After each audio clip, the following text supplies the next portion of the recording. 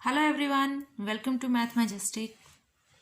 आज हम करेंगे सॉलिड ज्योमेट्री में स्फीयर की एक्सरसाइज 6.5। तो सबसे पहले अगर आप मेरे चैनल पर नए हैं और आपने मेरे चैनल को अभी तक सब्सक्राइब नहीं किया है तो please subscribe my channel, share my videos, like my videos. So thank you very much. Let's start now. Question 1 is, find the coordinates of the point where the line 1/4 into x plus 3 equal to 1/3 y plus 4 equal to minus 1/3 z 5 z minus 8 intersects the sphere this. हमें उस point के coordinate find out करने हैं जहाँ पर ये line इस sphere को इंटरसेक्ट करती है।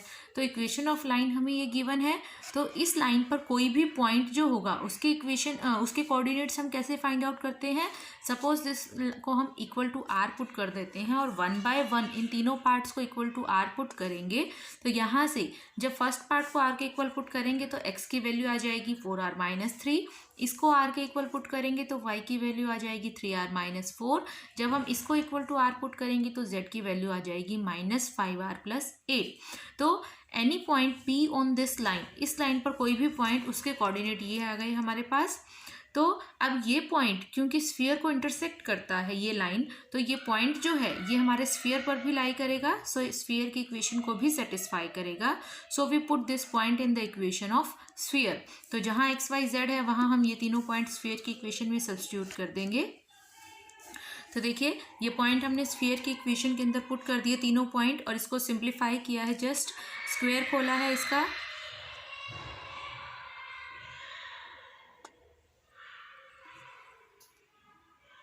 फिर स्क्वायर खोला हमने इसका, 4r-3 का स्क्वायर हमारा ये हो जाएगा। सिमिलरली 3r-4 का स्क्वायर ये हो जाएगा।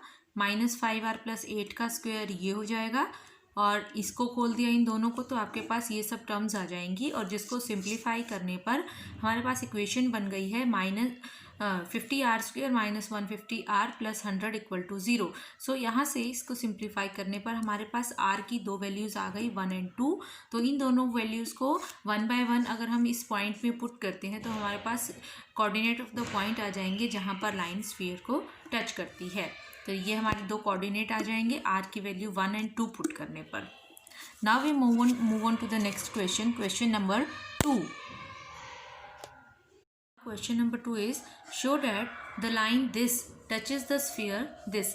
ये लाइन की जो इक्वेशन है ये इस स्फीयर को टच करती है, हमें ये प्रूव करना है। तो बिल्कुल सिंपल क्वेश्चन है, पिछले क्वेश्चन के जैसा।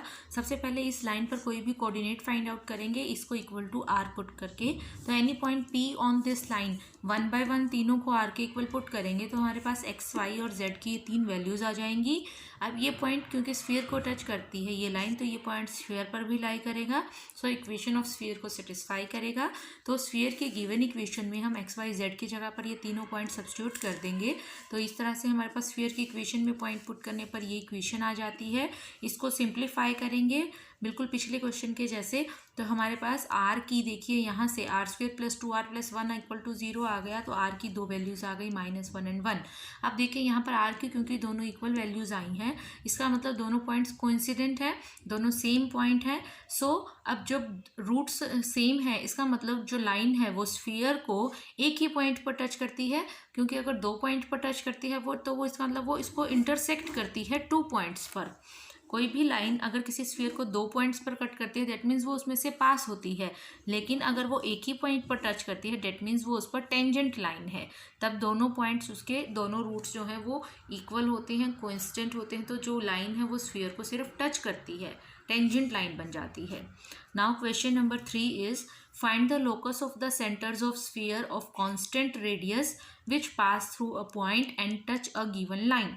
हमें लोकस निकालना है centre of sphere of constant radius का, जो किसी पॉइंट से पास होती है और किसी गिवन लाइंस को टच करती है। अब हमें ना ही लाइन की इक्वेशन गिवन है ना ही पॉइंट गिवन है, तो दोनों चीज़ें हम एज्यूम करके चलेंगे।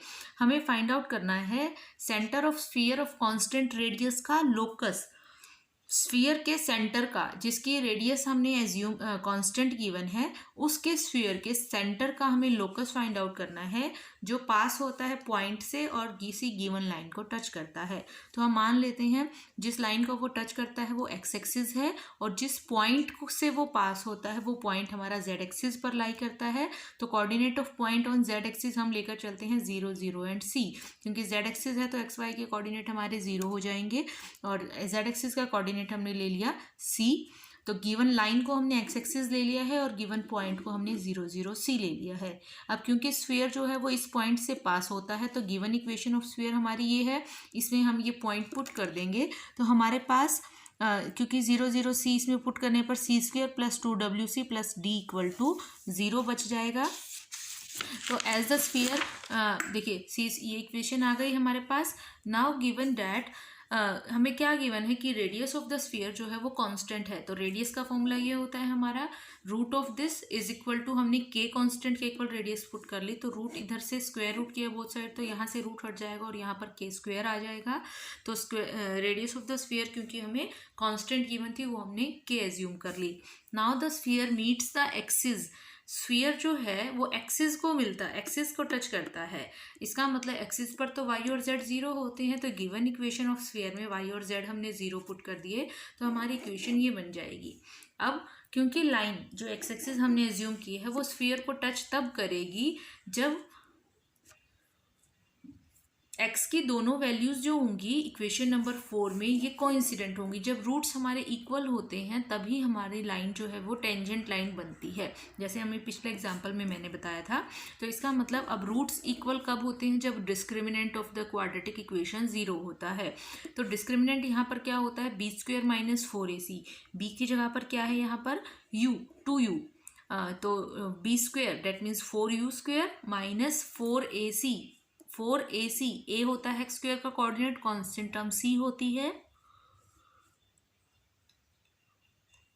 Then minus 4ac, a1, c is here d given as, so discriminant जो है वो हमारा ये बन जाएगा यहाँ पर B square minus 4ac equal to 0 के फॉर्मूले से। तो d की वैल्यू आ गई you square.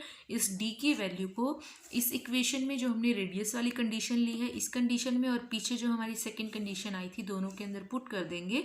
Sorry, second condition हमारी ये है वो यहीं पर है, C square plus 2wc plus D equal to 0। इन दोनों कंडीशंस में हम d की हमारी जो वैल्यू आई है वो सब्स्टिट्यूट करेंगे तो ये क्या बन जाएगी, ये यू स्क्वेयर बन जाएगा, U square plus C square plus 2wc is equal to 0। और यहाँ पर क्या वैल्यू आ जाएगी, ये U square V square W square minus U square is equal to K square. तो ये यू स्क्वेयर से यू स्क्वेयर कैंसिल हो जाएगा तो आपकी सेकेंड इक्वेशन ये वाली हो जाएगी। तो ये दोनों इक्वेशंस जो हैं वो आपकी रिक्वायर्ड लोकस को रिप्रेजेंट करती हैं, लोकस ऑफ द सेंटर को। क्योंकि अगर हम माइनस यू को एक्स से रिप्लेस कर दें, माइनस वी को वाई से एंड माइनस डब्ल्यू को जेड से, तो इक्वेशन आपकी क्या बन जाएंगी, माइनस यू को एक्स से तो x square plus C square, W को जेड से तो माइनस 2c जेड, इनको रिप्लेस कर दिया तो एक इक्वेशन ये आ गई। और इसको अगर हम minus V by Y and minus W by Z से रिप्लेस करेंगे तो ये बन जाएगा Y square plus Z square is equal to K square. ये दो आपकी इक्वेशन जो है वो required locus of the centres of sphere है। Centre of sphere minus U minus V minus W है तो उसका लोकस हमारे पास ये आ गया। This is the required condition. Now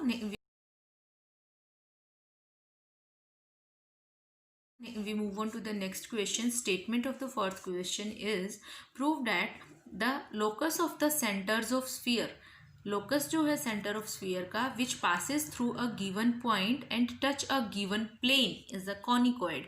अब देखिए लास्ट क्वेश्चन में और इस क्वेश्चन में क्या डिफरेंस क्या है, उसमें भी हमें सेंटर्स ऑफ स्फीयर का लोकस फाइंड आउट करना जहाँ जो किसी गिवन पॉइंट से पास होता है एंड गिवन लाइन से।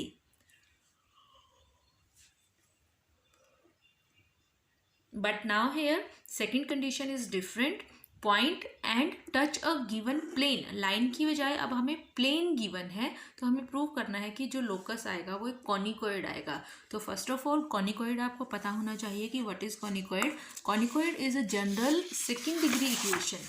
कॉनिकॉइड कोई भी सेकेंड डिग्री की इक्वेशन हो सकती है आपकी, तो उसको हम कॉनिकॉइड बोलते हैं। ये आपके सॉलिड ज्योमेट्री में conicoid general equation of second degree chapter जो है आपका फर्स्ट चैप्टर है, उसमें कॉनिकॉइड क्या होता है उसके बारे में डिटेल में है।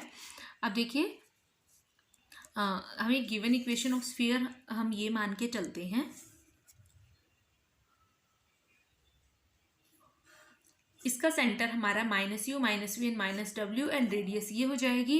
अब हमने पहले की तरह मान लीजिए गिवन पॉइंट जो है वो हमारा z एक्सिस पर है, तो suppose this is the given point and z is equal to 0 जो है वो हमने गिवन प्लेन ले लिया है। अब हमने plane z is equal to 0 assume कर लिया है।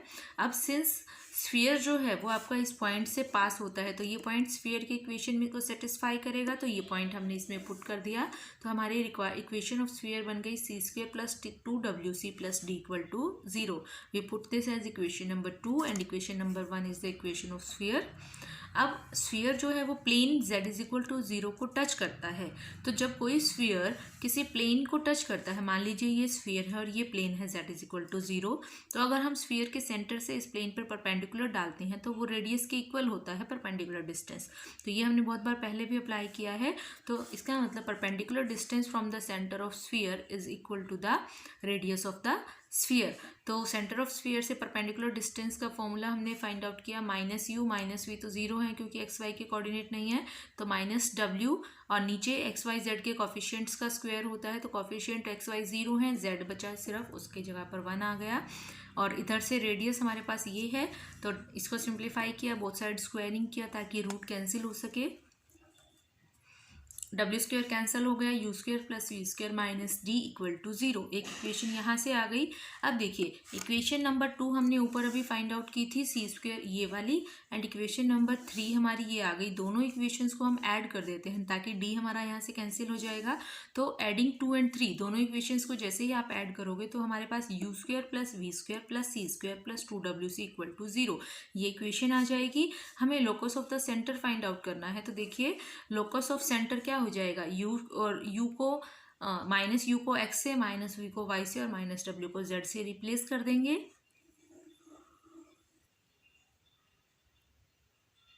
तो ये यहाँ से x² y², ये c² एज इट इज और w को -z से रिप्लेस करेंगे तो -2cz equal to 0। This is the required locus of centre of sphere आ जाएगा हमारे पास। अब क्योंकि ये सेकेंड डिग्री की इक्वेशन है, general equation, so it represents a conicoid also. यही हमें प्रूव करना था। Now we move on to the fifth question. The statement of the question is show that the locus of the points from which the tangents to the three spheres are equal is the line this। देखिए हमें 3 spheres की equation given है, ये हमें locus of the points find out करना है from which, Jin point से हमें उस पॉइंट का लोकस निकालना है जिससे इन तीनों स्फीयर्स पर अगर हम टेंजेंट ड्रॉ करते हैं तो वो इक्वल टेंजेंट आती है। ठीक है, हमें फाइंड आउट करना है कि उस पॉइंट का जो लोकस है वो ये लाइन बनेगी। तो हमें 3 स्फीयर्स हैं, मान लीजिए S1 S2 S3, हम तीनों स्फीयर्स को नाम दे देते हैं। तो S1 sphere, S2 and S3। तो S1 स्फीयर हमारा ये गिवन है, इसको सिंप्लीफाई किया, स्क्वायर खोल लिया हमने, तो ये इक्वेशन बन गई। सिमिलरली S2 को सिंप्लीफाई किया तो इक्वेशन नंबर 2 आ गई। S3 को सिंप्लीफाई किया हमने तो इक्वेशन नंबर 3 आ गई। S1 S2 S3 हम ये 3 स्फीयर हैं हमारे पास। अब मान लेते हैं कि हम P पॉइंट से इन तीनों स्फीयर पर टेंजेंट ड्रॉ करते हैं और वो टेंजेंट्स इक्वल हैं, जो जैसा कि हमें स्टेटमेंट में गिवन है।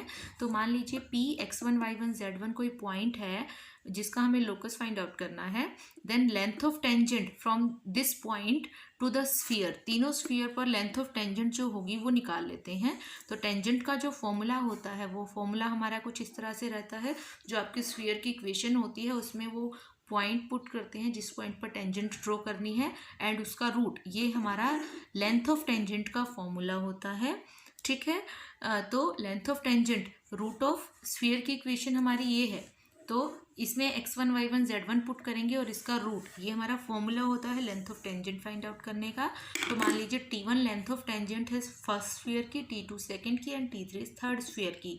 तो तीनों की लेंथ ऑफ टेंजेंट हमारी ये हो जाएंगी। जस्ट तीनों स्फीयर्स की इक्वेशन में x y z की जगह पर x1 y1 और z1 पॉइंट सब्स्टिट्यूट करना है, क्योंकि इस पॉइंट से हम टेंजेंट ड्रॉ कर रहे हैं, और उसका रूट लिखना है।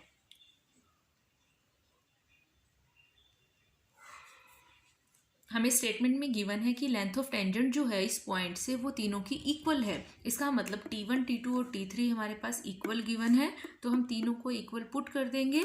तो पहले तीनों को जैसे ही इक्वल पुट करेंगे तो तीनों पर रूट है तो हम स्क्वायरिंग कर देंगे थ्रू आउट, ताकि तीनों के रूट कैंसिल हो जाएं। तो हमारे पास जो इक्वेशन बनेगी वो ये बनेगी, ये वाली। तीनों के रूट हट गए हमारे। अब देखिए फर्स्ट और सेकंड पार्ट को सॉल्व करते हैं। सबसे पहले इन दोनों को इक्वल लेकर चलेंगे तो X square Y square Z square तीनों के कैंसिल। यहाँ से 3 और 3 भी इक्वल है तो -4x1 is equal to -6y1। That means 4x1 is equal to 6y1। 2x1 is equal to 3y1 हो जाएगा। 2 थ्रू आउट कैंसिल हो गया। x1 ये 3 इधर आ जाएगा, 2 इधर, तो x1/3 is equal to y1/2। Now second and third part को सिमल्टेनियसली सॉल्व करते हैं। तो x1 ये तो सेम है, यहाँ से क्या आ गया आपके पास -6y1 बचेगा, 3 से 3 कैंसिल और राइट पे बचेंगी ये 3 वैल्यूज़ हमारे पास। अब इनको 4z1 इसको इधर ले आए, z1 को पॉजिटिव बनाने के लिए 6 को हम उधर ले गए, 6y1 + 2y1 हो गया 8y1, 4x1 as it is.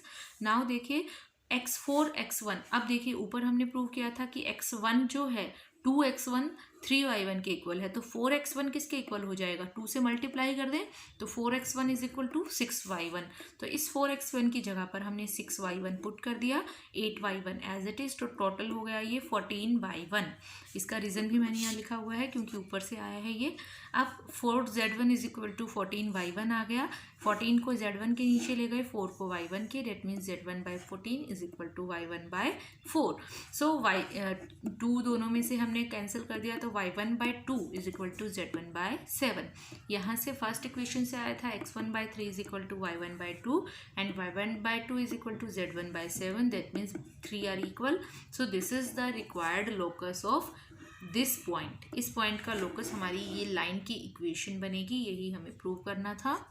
So friends, अगर आपको मेरी वीडियोस हेल्पफुल लगती हैं then please subscribe my channel, share my channel, like my videos. And अगर आपको मेरी वीडियो कैसी लगी कमेंट सेक्शन में कमेंट करके ज़रूर बताइएगा। एंड प्लीज़ बेल आइकन को प्रेस कीजिए ताकि आने वाले वीडियो की नोटिफिकेशन आपको मिल जाए। So please please please subscribe my channel. Thank you very much.